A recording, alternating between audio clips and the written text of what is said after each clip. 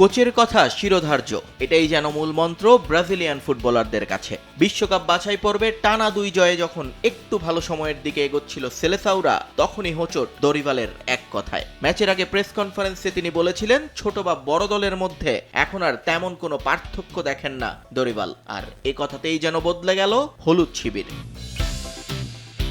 এগিয়ে থাকা ম্যাচে ড্র করল ভেনেজুয়েলার বিপক্ষে। শুধু কি তাই, পেনাল্টি পেয়েও গোলকিপারের গায়ে মেরে মাতুরিনকে উৎসবের সুযোগ করে দিলেন ভিনিসিয়াস জুনিয়র।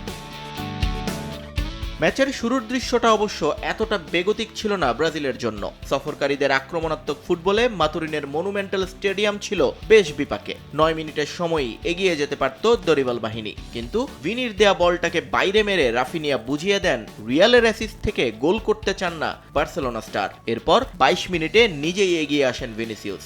সেভেনিওর পাস থেকে দারুণ এক শট নিয়েছিলেন অন টার্গেটে, কিন্তু এ যাত্রায় বাধা হয়ে দাঁড়ায় গোলপোস্ট। শেষ পর্যন্ত 43 মিনিটে এগিয়ে যায় ব্রাজিল। সেখানে অবশ্য অন্য কারো কৃতিত্বে নয়, একক নৈপুণ্যে দলকে লিড এনে দেন রাফিনিয়া। 20 গজ দূর থেকে তার নেওয়া ফ্রি কিকটা ফার পোস্টে লেগে জালে ঢুকে যায়। আনন্দে ফেটে পড়ে সেলেসাও শিবির। বার্সেলোনার হয়ে দারুণ ফর্মে থাকা রাফিনিয়া বুঝিয়ে দেন জাতীয় দলেও একই রকম দুর্দান্ত তিনি।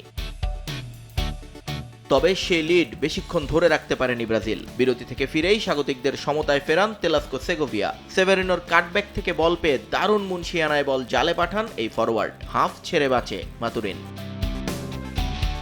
এগিয়ে যাওয়ার দারুণ সুযোগ এসেছিল 59 মিনিটে। রীতিমতো ব্রাজিলকে পাতে খাবার বেড়ে দিয়েছিল ভেনেজুয়েলা, কিন্তু ব্যর্থ ভিনি। ভিএআর এর সাহায্যে পাওয়া স্পট কিকটাকে সোজা মারেন গোলকিপারের গায়ে। সুযোগ এরপরও ছিল, কিন্তু হতাশাগ্রস্ত রিয়াল তারকা রিবাউন্ড শটটাও মারেন পোস্টের বাইরে। 89 মিনিটে লাল কার্ড দেখে মাঠ ছাড়েন ভেনেজুয়েলার আলেকজান্ডার গনজালেস। যদিও 10 জনের প্রতিপক্ষকে পেয়েও গোলের দেখা পায়নি ব্রাজিল। টানা 2 ম্যাচ জয়ের পর আবারও পয়েন্ট খোয়ালো 5 বারের বিশ্ব চ্যাম্পিয়নরা। নিয়ন মোহাইমেন, সময় সংবাদ।